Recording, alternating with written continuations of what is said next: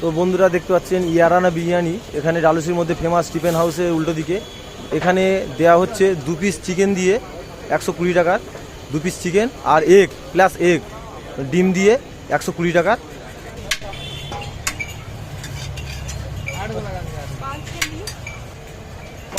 Chicken দিয়ে হয় 2 piece. 2 piece chicken দিয়ে কত?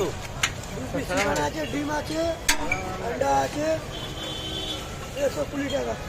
তো দেখতে পাচ্ছেন 2 পিস চিকেন দিয়ে 120 টাকা। তো